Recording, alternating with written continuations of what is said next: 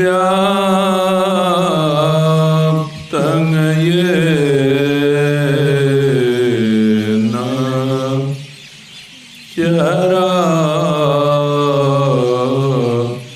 चराचरम् तत्पदं दर्शितं येन तस्मै श्री गुरवे नमः।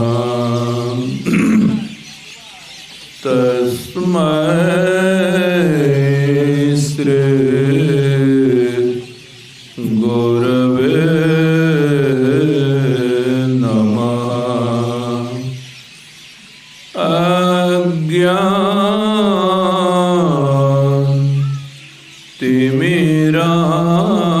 अज्ञानतिमिरान्धस्य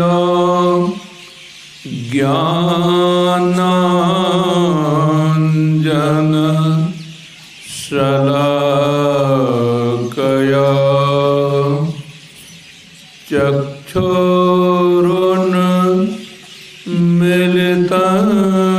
येन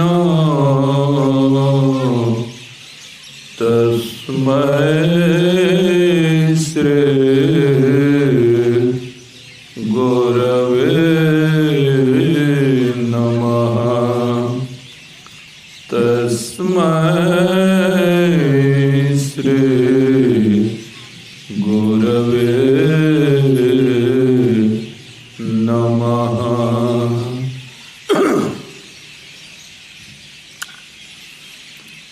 परम आदरणीय नगर निवासी बंधुओं एवं बहनों तथा सत्संग स्थल में उपस्थित सदात्माओं,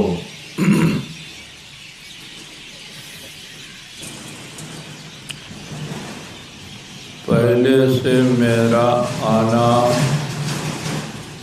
निश्चित था 2 बजे दोपहर तक, लेकिन कोई परिस्थिति आई, कोई समस्या आई जिसके समाधान में लगने के कारण मैंने किशन जी से फ़ोन पर कहा अब मैं लगभग 12 बजे यहाँ से चलूँगा। अगर रास्ते में कोई बाधा नहीं हुई तो 3 बजे तक पहुँच जाऊँगा। अब बाधा हुई तब तो देर लगेगी। तो वहाँ से समस्या समाधान 1 बजे, फिर वहाँ से चले तो समस्या में सनौला के बाद महगामा तक का जो रोड है, क्या कहा, जो गाड़ी चलती है 80-90-100 में, वो गाड़ी 10-15 किलोमीटर किसी तरह खींचती थी। इसीलिए कम से कम 4 बजे भी नहीं पहुंचा लगभग 5 बजे। खैर, आप लोगों को श्रद्धा है, भोग नहीं है। अब सत्संग की ओर चलूं। पता चला स्तुति विनती के बाद पाठ के रूप में रामचरितमानस के उत्तर कांड से भगवान श्री राम का जो उपदेश हुआ था उसी में से कुछ पंक्तियों को पढ़कर सुनाया गया है। हम आप अच्छी तरह जानते हैं कि भगवान श्री राम 14 वर्ष वनवास बिताकर राक्षसों का संहार कर जब अयोध्या आए तो गुरु वशिष्ठ ने एक दिन सुसमय पाकर उनका राज तिलक कर दिया। राजकाज का भार सिर पर रख दिया। तब से श्री राम राजकाज का काम करने लगे। राजकाज के सिलसिले में ही एक बार रघुनाथ बुलाए गुरु द्विज पुरवासी सब आए। बैठे गुरु मुनि अरु द्विज सज्जन बोले वचन भगत भव भंजन। सुनहु सकल पुरजन मम बानी कहूँ न कछो ममता पुर आनी। जौं अनीति कछो भाखों भाई तो मोहि बरजहु भय बिसराई। इसके बाद सुने होंगे बड़े भाग मानुष तन पावा सुर दुर्लभ सब ग्रंथ ही गावा।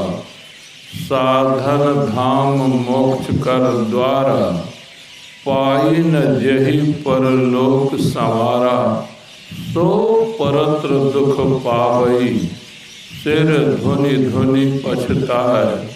काल ही कर्म ही ईश्वर ही मिथ्या दोष लगाए। भगवान श्री राम अपने राज्य के सभी नर नारियों को जब अपने दरबार में बुलाए तो बोले, यदि मैंने आप लोगों को बुलाया है तो बुलाने का कारण जरूर है। वह कारण क्या है सो सुना। भगवान राम कहते हैं, आप लोग मनुष्य के जीवन में हैं। मनुष्य जीवन के चारों ओर संसार में बहुत जीवन देखते हैं। कुछ जीवन आकाश में है, कुछ जीवन पानी में है, कुछ जीवन मिट्टी के ऊपर और मिट्टी के भीतर है। ऋषियों के अनुसार कुल मिलाकर इस धराधाम पर लगभग 84 लाख प्रकार के जीवन हैं। 84 लाख प्रकार के जीवन तो मर्तलोक में ही हैं। स्वर्ग लोक की भी चर्चा है, नरक लोक की भी चर्चा है। लेकिन हम लोग जिस तरह मर्तलोक को देखते हैं, यहाँ के प्राणी पदार्थों को देखते हैं, उस तरह स्वर्ग को, नरक को और वहाँ के प्राणी पदार्थों को आज तक नहीं देखे हैं। केवल साधु महात्माओं से सुने हैं या धर्म ग्रंथों में पढ़े हैं। क्या सुने हैं, क्या पढ़े हैं? तो जिस तरह मर्तलोक में जीवन है, उसी तरह स्वर्ग लोक में भी जीवन है, नरक लोक में भी जीवन है। लेकिन वे जीवन क्यों नहीं दिखाई पड़ते? वह लोक क्यों नहीं दिखाई पड़ते? वह लोक सूक्ष्म है, वह जीवन सूक्ष्म है। मर्त लोक स्थूल है, यहाँ का जीवन स्थूल है। स्थूल किसको कहा जाता? जो इन दोनों आँखों से दिखाई पड़ता है उसको स्थूल कहा जाता है। जो इन दोनों आँखों से दिखाई नहीं पड़ता है उसको सूक्ष्म कहा जाता है। तो भगवान राम कहते हैं लोक 3 हैं, मर्त्यलोक, स्वर्गलोक और नरक लोक। प्रत्येक लोक में जीवन है। तो भगवान कहते हैं हम आप लोगों को किस लिए बुलाए हैं? बुलाए इसलिए हैं कि आप लोग जो बात नहीं जानते हैं, मैं चाहता हूँ वह बात आप लोग जान जाएं। वह बात क्या है? आप मनुष्य का परिचय। आप मनुष्य अपने को कहते हैं, लेकिन परिचय सही में नहीं जानते हैं कि आप तीनों लोकों में कौन हैं, कैसे हैं। तो लोगों ने कहा तब हजूर हम लोगों का परिचय क्या है, हम लोग कौन हैं, कैसे हैं, तो कहा जाता तो बड़ा अच्छा होता। तो भगवान बोले बस वही कहने के लिए तो हम बुलाए हैं। तो भगवान बोले बड़े भाग मानुष तन पावा, सुर दुर्लभ सब ग्रंथ ही गावा।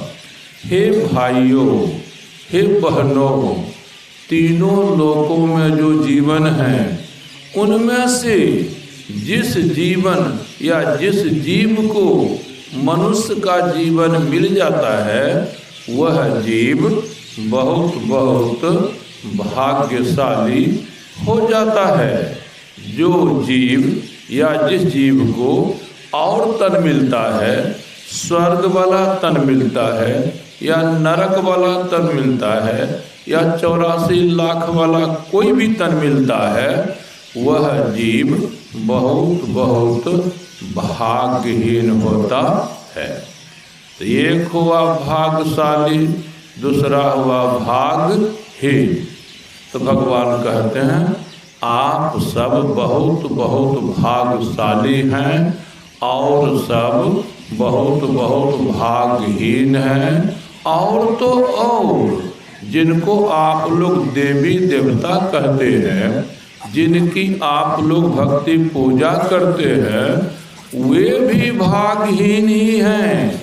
आप लोगों को लगता होगा यह कैसी बात, हम लोग तो देवी देवता की भक्ति पूजा करते हैं, हम लोग तो जगदप नियम व्रत के द्वारा देवी देवता की भक्ति पूजा करते हैं, वे विशेष हैं तब ना हम लोग उनकी भक्ति पूजा करते हैं।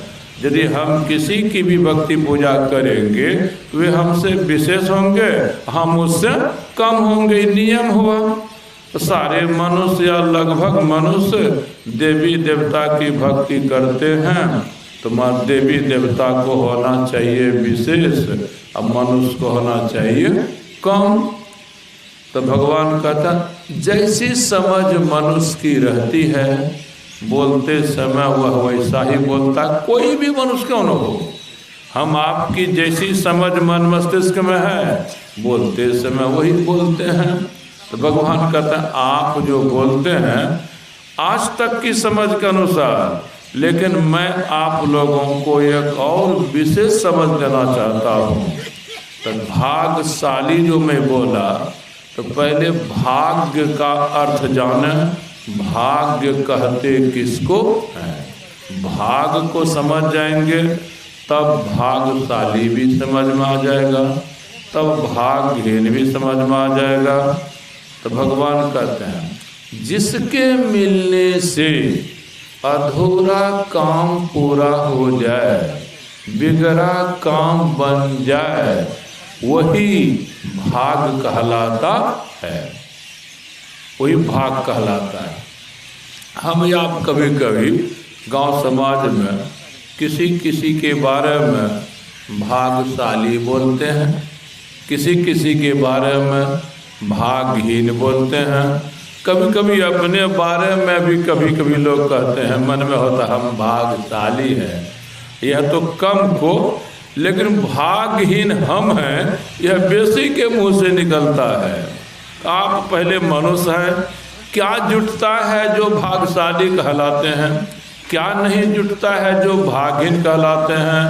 तो तो वही कह रहे थे, जिसके मिलने से अधूरा काम जो बरसों से है वह पूरा हो जाए, बरसों से जो काम बिगड़ा हुआ है वह बन जाए, बरसों से जो आप दुख में हैं वह दुख खत्म हो जाए। ऐसा अगर कुछ है तो ऐसे को भाग कहा जाता है। अब गांव समाज में चले, जिनको देखते होंगे घर मकान बढ़िया, साधन सवारी बढ़िया, भोजन पानी बढ़िया, कपड़ा लत्ता बढ़िया, पढ़ाई लिखाई बढ़िया, दवा दारू बढ़िया, पद प्रतिष्ठा बढ़िया, तो ऐसे को लोग कहते हैं बड़ा भाग्यशाली है, बड़ा भाग्यशाली है। कि घर मकान बढ़िया किससे हुआ, साधन सवारी किससे मिलती है, भोजन पानी बढ़िया किससे, कपड़ा लत्ता बढ़िया किससे, पढ़ाई लिखाई बढ़िया किससे? एक ही उत्तर होगा, पैसा से। पैसा अगर आपको बढ़िया है तो सब साधन बढ़िया, पैसा अगर बढ़िया नहीं है सब कुछ बिगड़ा हुआ है। किसी तरह का घर, किसी तरह का भोजन पानी, किसी तरह का कपड़ा लत्ता, आप जीते हैं आपके चेहरे पर हंसी खुशी, अगल बगल वाले को देखते होंगे तो क्या कहा जाए, अगल बगल वो भाग्यशाली है, उसका भाग बढ़िया है तब न सब कुछ है, हम भागहीन हैं हमारा भाग बढ़िया है तब न हमको कुछ। लोग बोलते हैं या क्या निकल गया, पैसा हुआ तो अधूरा काम पूरा हो गया, पैसा हुआ तो बिगड़ा काम बन गया, पैसा हुआ तो दुख चला गया। इसलिए परिभाषा के अनुसार पैसा भाग कहलाता है। एक अर्थ में पैसा हुआ भाग, धन हुआ भाग। अब चलिए, पैसा बहुत है, धन बहुत है, किसी किसी को देखिएगा वो भोगने वाला नहीं, बाल बच्चा नहीं है, ना बेटा है ना बेटी है करोड़पति है अरबपति, लेकिन जब उसके यहाँ नौकर चाकर का बच्चा किलकारी मारता है ना तो उसको कभी कभी भीतर में चोट लगती है। हमको भी एक ठो बेटो या बेटियों रहते न, किलकारी मारता, मम्मी पापा कहता, उसको चोट आती है तो उसमें उसको लगता है कि हम भाग्यहीन हैं। तो भाग्य है क्यों, पुत्र से भी बहुत कुछ होता है, पुत्र से बहुत कुछ होता है। तो यहाँ पुत्र कहलाएगा भाग्यशाली, क्योंकि पुत्र के बिना जीवन अधूरा है, जीवन का बिगड़ा हुआ है। पुत्र होता है ना तो लगभग कहनो बेटा है ना, गांव समाज वाला उसी को समझाता है, अरे आखिर तो बाप है बुरे, तुम बाप से दूर रहते हो, माँ से दूर रहते हो, देखते हो बाप को क्या हाल है, देखते हो माँ को क्या हाल है। तो वो लड़का बाप कहेगा आप नहीं जानते हमारे घर के, हाँ हाँ छोरो नहीं जानते, आखिर तुम ही नाग दोगे। तो तब लजाता है कुछ कितना होगा ना, तो फिर समझा लजाता है, तब फिर देखिएगा मैं बाप के लिए कुछ। तो पुत्र से भी जीवन में मनुष्यों का बहुत बिगड़ा हुआ काम समय पर बनता है, बहुत अधूरा काम समय पर बनता है। श्राद्ध के समय भी पुत्र से काम बनता है। इसलिए एक अर्थ में पुत्र भी भाग ही है।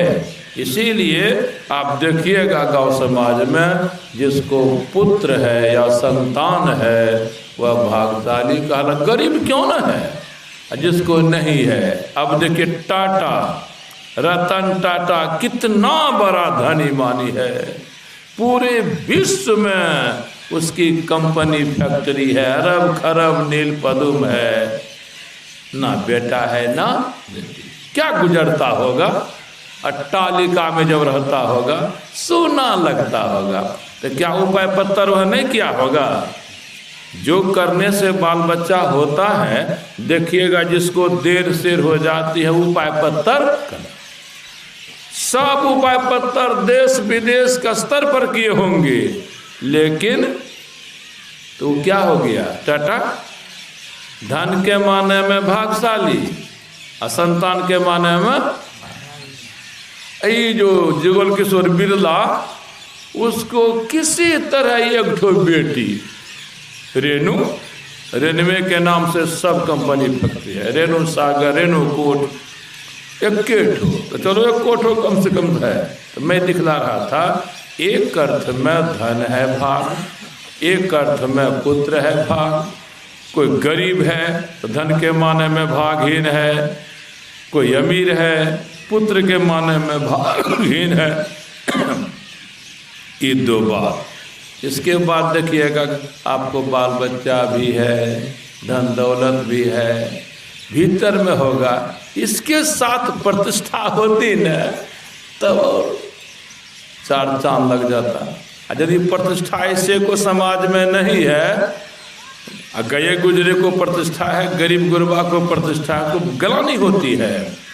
तब यन ज्ञान प्रकार चाहता है कोई पद मिले तो प्रतिष्ठा हो, तो पद मिलता है तो प्रतिष्ठा मिलती है। IAS बन गया, IPS बन गया, राजनीति में नेता बन गया, MLA बन गया, MP बन गया, होते होते CM बन गया, PM बन गया। ये सब बनने के बाद देखते होंगे कितनी प्रतिष्ठा होती है। तो प्रतिष्ठा भी है, पद भी है, बाल बच्चा भी है, धन दौलत भी है। इन अर्थों में यह भाग्यशाली है। जिनको पद नहीं भागहीन कहलाता है, जिनको प्रतिष्ठा नहीं वह भागहीन कहलाता है। तो मैं दिखा रहा था भाग का भाव क्या है, ये संसार को मैंने दिखाया। तो संसार में सबसे बड़ा भाग्यशाली किसको कहेंगे? जिसको धन दौलत खूब है, पद प्रतिष्ठा खूब है और कुछ भी खूब है।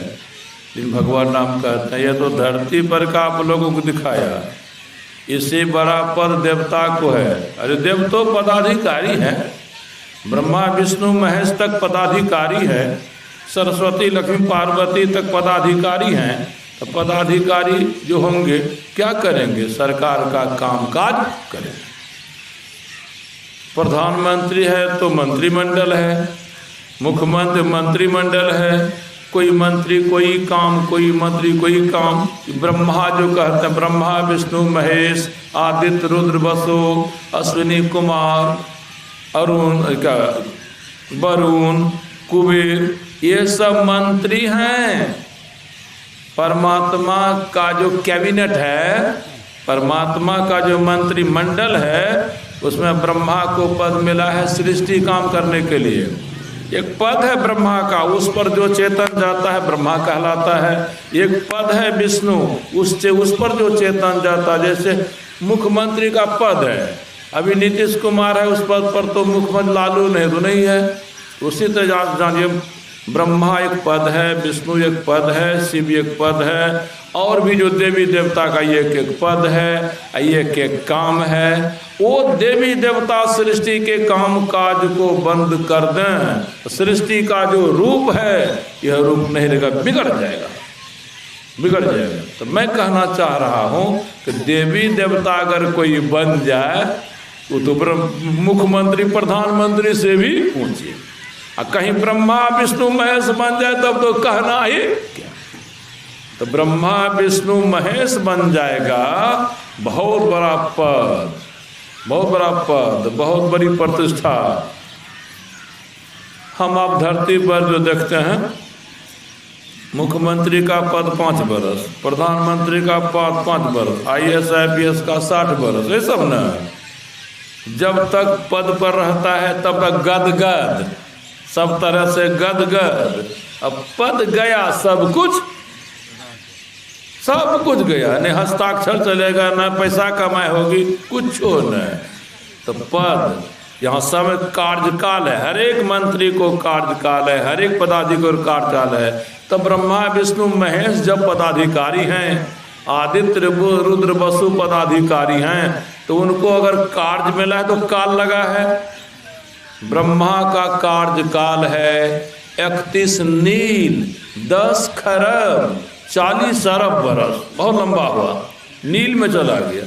31 नील 10 खरब 40 अरब वर्षों तक वो पद पर रहेंगे। यह कार्यकाल पूरा होगा, पद च्युत हो जाएगा। वो चेतन जो ब्रह्मा कहलाता है उस पद से हटा देगा, हट गया तो ब्रह्मा नहीं कहलाता है, तो और सब जो जीवन है ना उस जीवन में चला आता है। इससे भी 100 गुना ज्यादा कार्यकाल है लंबा विष्णु का।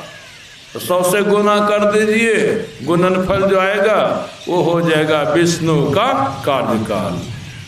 और फिर उससे भी 100 गुना ज्यादा कार्यकाल है शिव का। वो तो संहार करेंगे, प्रलय का कामुनी का है।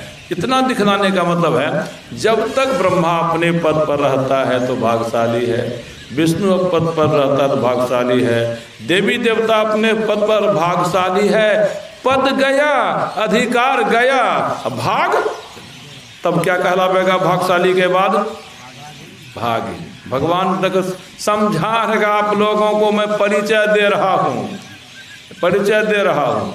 अब भगवान कहते हैं कि देख लिए धरती पर का भाग्यशाली हो या स्वर्ग वाला भाग्यशाली हो, एक ना एक दिन भागहीन हो ही जाता है। मस कई करई बिरंची प्रभु अजही मसकतहीन आ ब्रह्म भुवना लोका पुनरावर्तिनोर्जुन मामू पित तू कौन्तेयो पुनर्जन्म न विद्यते। हे अर्जुन, जितने भी लोक लोकांतर हैं सब बने हैं, वहाँ जो रहते हैं वे भी बने हैं, और जो बनता है ना उनमें पुनरावर्तन का गुण रहता है, उनमें पुनरावर्तन का धर्म रहता है। जिनमें पुनरावर्तन का गुण रहता है, धर्म रहता है, उनमें परिवर्तन होते रहता है। जिनमें परिवर्तन होते रहता है उनका आज न कल नाश होकर रहता है। जब नाश होगा तो भाग्यशाली कहलाएगा कि भागहीन? भागहीन। अब कहते हैं भगवान आप कौन हैं? वे सारे भाग्यशाली रहे हैं, आप भाग्यशाली ही नहीं बहुत बहुत भाग्यशाली है। बड़े भाग, बड़े भाग, बड़े भाग, खलिए भाग में। तो जिस जीव को मनुष्य का तन मिल जाता है वह जीव बहुत बहुत भाग्यशाली हो जाता है। लोगों ने पूछा कैसे? तो भगवान बोले, हम पहले बोले हैं कि जिसके मिलने से बिगड़ा काम बन जाए, जिसके मिलने से अधूरा काम बन जाए, जिसके मिलने से दुख खत्म होकर सुख मिल जाए, उसी का मिलना भाग है। तो भगवान कहते हैं देखिए कि स्वर्ग वाले का हाल देखे। अब देखिए आप जीव जो हैं परमात्मा से जब से अलग हुए हैं तब से धरती पर कई एक बार राजा महाराजा भी बने हैं, कई एक बार राष्ट्रपति प्रधानमंत्री भी बने हैं, कई एक बार टाटा बिरला अंबानी मित्तल भी बने हैं, लेकिन बने हुए नहीं रहे, बिगड़ गए। जो भी बने हैं लगता होगा हम ये हैं वो हैं, लेकिन जब मन को देखते होंगे तो मन अशांत पाते होंगे। मन में अशांति, मन बेचैनी और कोई परेशानी। वह कौन सा जीवन मर्तलोक में है जिसमें रोग कभी ना हो, जिसमें संकट कभी ना आवे? भगवान कहते हैं कि आप जब से परमात्मा से अलग हुए हैं ना तब से बहुत कुछ बने लेकिन बिगड़ गए, आने सब दिन दुख ही दुख पाते रहे, दुख ही दुख पाते। तो दुखों का अंत कैसे होगा? कैसे होगा? जब तक ये आप लोग काल कर्म गुण स्वभाव के घेरे फेरे से बाहर नहीं हो जाइएगा तब तक जो हाल अनादि काल से होता आया है वही हाल अनंत काल तक होगा। अभी पाठ में सुने होंगे, आकर 4,84,00,000 जोनि भ्रमत यह जीव अविनाशी, फिरत सदा माया कर प्रेरा, काल कर्म स्वभाव गुण घेरा। आप में से कोई 84 लाख के किसी जीवन में थे, आप में से कोई नरक के किसी जीवन में थे, आप में से कोई स्वर्ग के किसी जीवन में थे। जहाँ भी जो थे वहाँ प्रभु परमात्मा से अर्जी विनती करते थे, कौल करार करते थे, संकल्प प्रतिज्ञा करते थे, दया करो प्रभु, दया करो प्रभु। जब तक मनुष्य का जीवन नहीं दोगे तब तक अनादि काल का जो बिगड़ा हुआ काम मेरा है नहीं बनेगा। जब तक कोई मनुष्य के जीवन में नहीं आता तब तक परमात्मा की भक्ति नहीं होती है। जब तक परमात्मा की भक्ति नहीं होती है तब तक यह जीव परमात्मा को प्राप्त नहीं करता है। जब तक परमात्मा को प्राप्त नहीं करता है तब तक काल कर्म गुण स्वभाव के घेरे फेरे में रहता है। काल का काम है एक रंग किसी का हाल नहीं रहने देना। सबका हाल खराब करता है काल। तो यह काम काल कर्म गुण स्वभाव के घेरे फेरे से निकलने वाला केवल मनुष्य तन से होता है, देवी देवता के तन से नहीं। इसीलिए देवी देवता का तन विशेष हुआ कि मनुष्य का तन विशेष हुआ, तो कहिएगा मनुष्य का तन विशेष हो गया। इसीलिए मनुष्य का तन बहुत बहुत बड़ा भाग कहलाता है। यह मनुष्य का तन भाग है। यह भाग जिसको मिल जाता है, अगर वह उपयोग करता है जीवन का, निहाल हो जाता है। भगवान बोले समझ में बात आ रही है? यदि आप मनुष्य तन में हैं, सदगुरु की दीक्षा के अनुसार आप जब ध्यान करेंगे तो आपको वो परमात्मा जिसका जब ध्यान करेंगे कभी भी नरक के जीवन में नहीं जाने देंगे, कभी भी 84 के जीवन में नहीं जाने देंगे, यहाँ तक कि स्वर्ग के भी जीवन में नहीं जाने देंगे। जब तक आप प्रभु को प्राप्त नहीं कर लेंगे तब तक मनुष्य का जीवन देते रहेंगे। इसलिए कि मनुष्य के जीवन में जो आपका काम अधूरा रह गया है, साधन का काम अधूरा रह गया है, वह पूरा मनुष्य के जीवन से ही होता है। तो आप लोगों को पहले लगा होगा कि देवी देवता तो विशेष होते हैं, ब्रह्मा विष्णु महेश विशेष होते हैं, सरस्वती लक्ष्मी पार्वती विशेष होती हैं, आदित्य रुद्र वसु विशेष होते हैं। अब कैसा लगता है? तो लोगों ने कहा हजूर आज से पहले तो कभी चर्चे नहीं हुई, तो जानते कहां से? चर्चा करने वाले चर्चे नहीं किए। तो भगवान बोले चर्चा करने वाले हैं लेकिन करते नहीं। आप लोग क्या क्या कर रहे हैं? त्रेता विविध जग नर करें। त्रेता के लोग, आप लोग जग करते हैं, तप करते हैं, नियम व्रत करते हैं और भी धर्म के कर्म करते हैं ना जी। हाँ, ये कहाँ से जाने? माँ के पेट से जानकर तो आए होंगे। ये वो कौन जनाए आपको? जग तप वाला काम कौन जनाए? नियम व्रत का काम कौन जनाए? देवता पूजन का काम कौन जनाए? क्या बोले होंगे? बोलिए तो। पंडित जी। पंडित जी किसको कहते जानते हैं ना? ब्राह्मण को।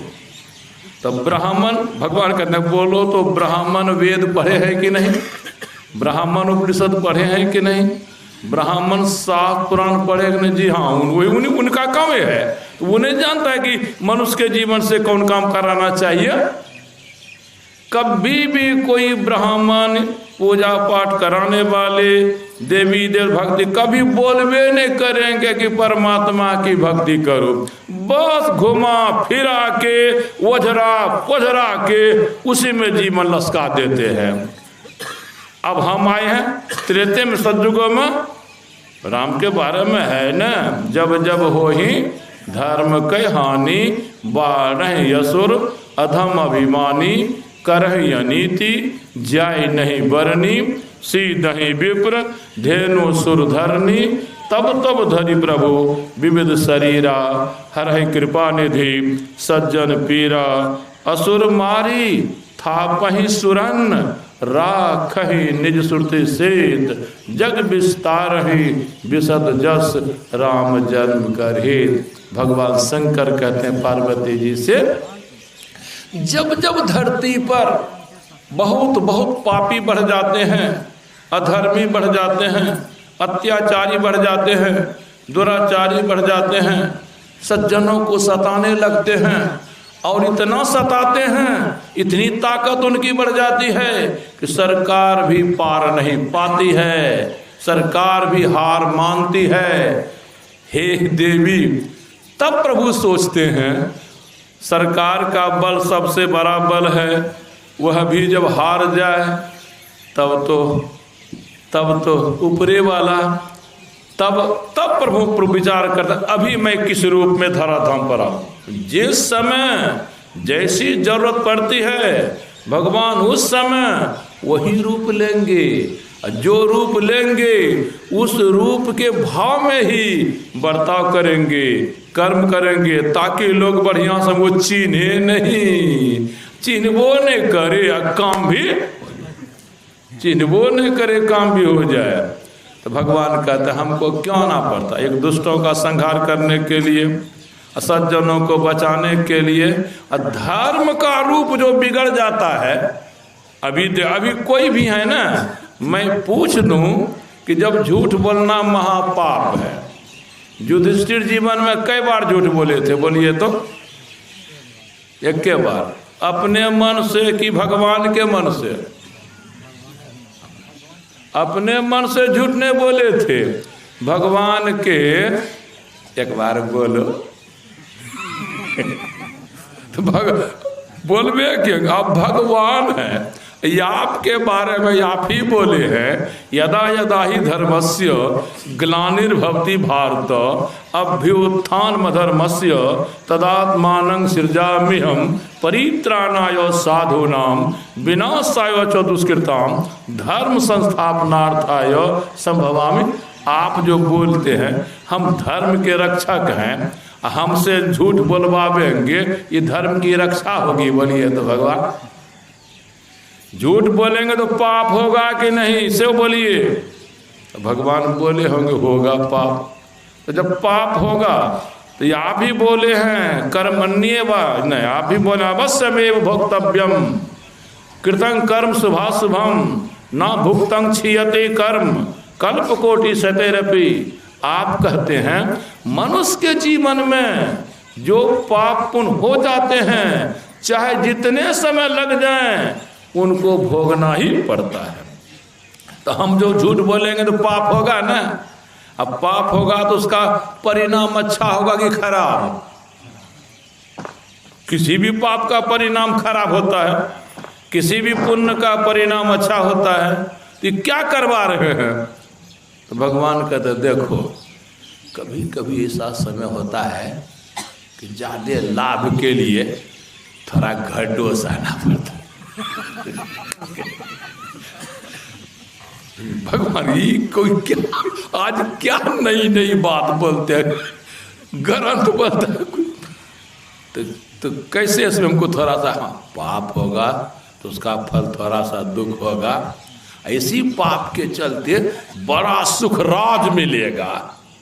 बड़ा सुख राज है उसके हाथ में। किसके हाथ में? दुर्योधन के हाथ में। कहा देखो कैसे सेनापति भीष्म तो मर चुके, और दूसरा सेनापति कौन है? द्रोणाचार्य। और तुम लोग जो हो कौरव पांडव उनके शिष्य हो, तो तुम लोगों से वे ज्यादा जानते होंगे धनुर्विद्या की। तुम लोग बोलो, तुम कहो, या पांचों भाई अभी है ये बोलो। कभी भी द्रोणाचार्य तुम लोगों को जीतने देंगे?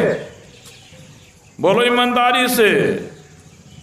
जिन्हें गुरु है वो तो जरूर है, जितना हम लोगों को सिखाए होंगे कुछ बचा कर भी रखे होंगे, ताकि बेर कुबेर चलबो कन्हा पर चढ़ता पटकता की कर मुझे, तो नहीं जीतने देंगे। और वो तुम्हारी तरफ नहीं है, तुम्हारे दुश्मन की तरफ, कौरव की तरफ है। तो जब कौरव की तरफ है, शर्त है युद्ध में जीतोगे तो राजपाट मिलेगा, नहीं जीतोगे तो राजपाट नहीं मिलेगा। और जब तुम्हारे गुरु द्रोणाचार्य दुश्मन के तरफ से, वो हारबे नहीं करेंगे, तुम कब जीतोगे? जब नहीं जीतोगे तो इतनी मार काट जो हुई किस लिए? इसीलिए होगा। इसमें कैसे जीतोगे? हम फार्मूला सिखाते हैं, तब न गणित बनेगा। क्या फार्मूला है? इधर मत सुनो, ये सुनेगा कहीं बोलेगा।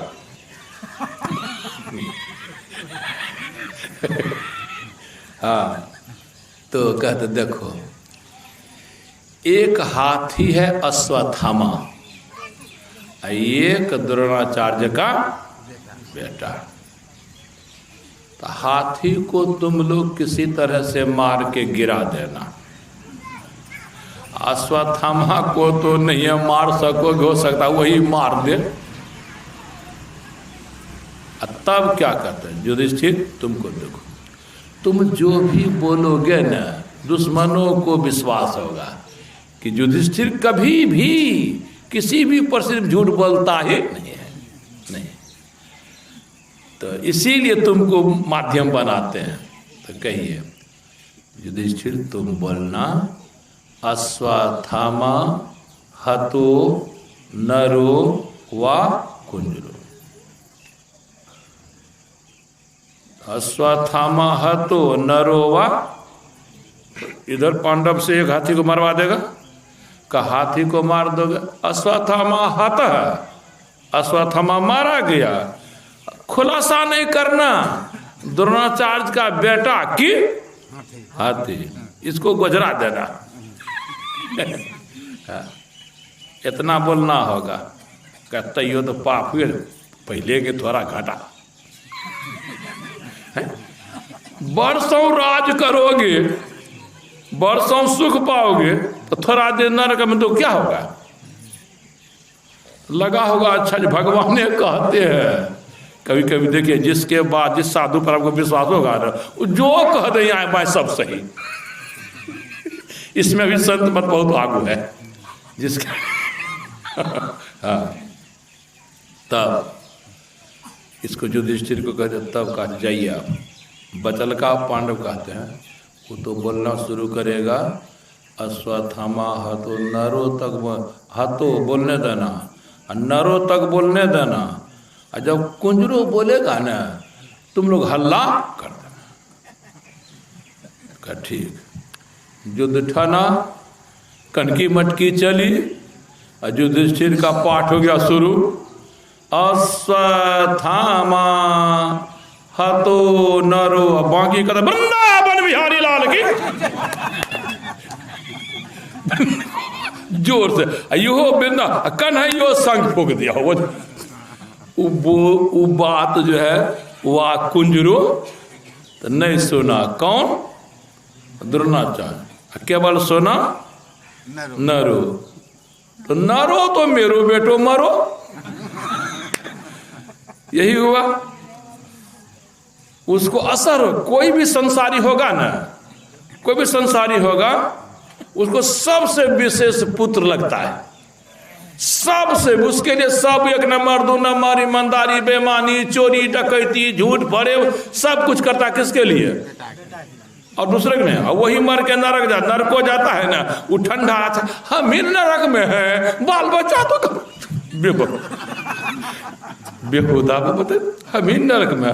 जेल में कौन है 10 बरस से? वही है। अच्छा, हम ही जेल में है, हम ही जेल में है। तेजस्वी ठीक है का? क्या कह रहा हूं? बेटा, तो बेटा अगर माँ बाप के सामने मर जाए, सब कुछ अच्छा लगेगा ना? नहीं लगेगा अच्छा। तो जानते थे कन्हैया मनोविज्ञान को कि बेटा सुनेगा मर गया तो उसको असर होगा कि तो हमें जी क्या करें। यही मनोविज्ञान। तो झूठ बोला भगवान के कहने पर।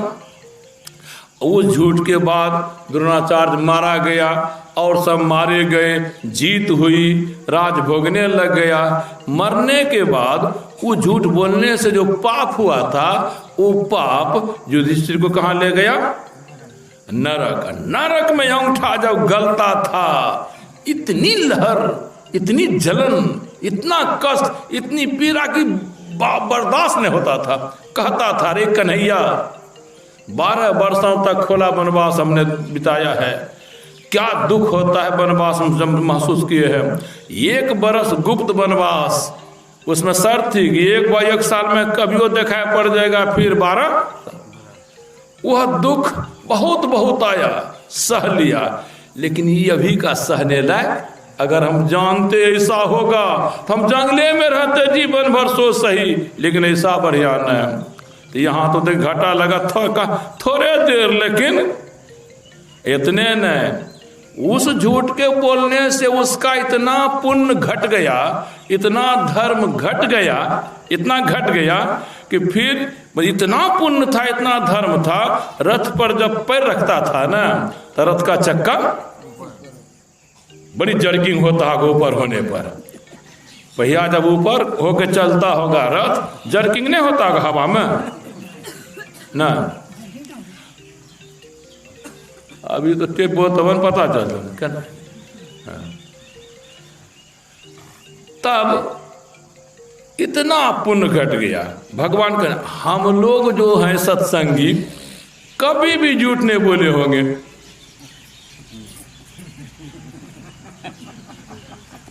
हंसते हैं।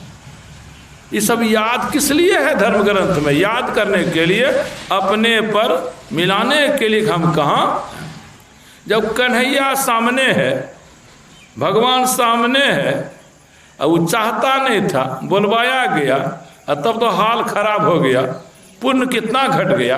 ये हम लोग जो लाइसेंस बना लिए हैं बेर कुबेर,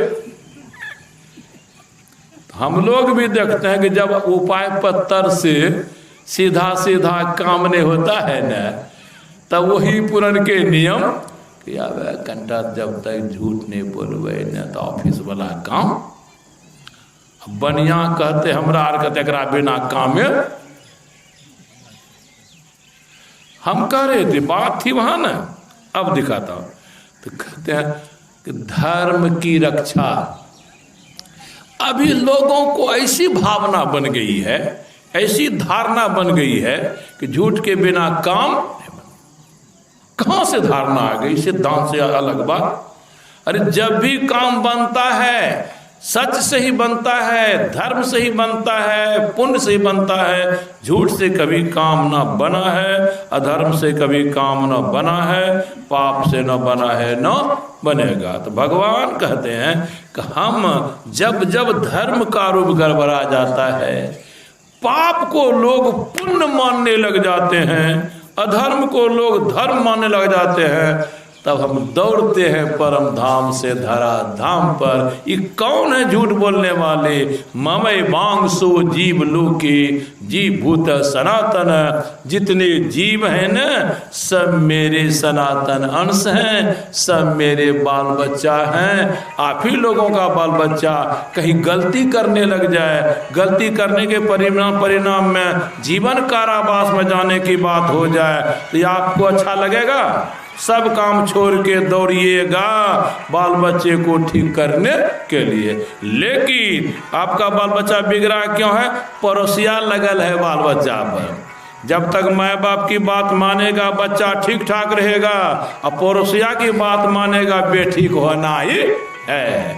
तो भगवान कहते हैं हमरो बाल बच्चा के पड़ोस में पंडित जी है, हमरो बाल बच्चा के पड़ोस में पंडित जी है।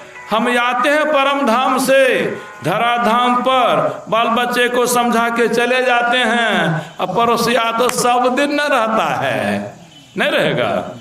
तो पड़ोसिया पंडित जी पढ़ाते रहते हैं, या नहीं कहे छे भगवान के भक्ति का समय है न, जोग तोप नियम व्रत पूजा पाठ ई उ नो तेरह।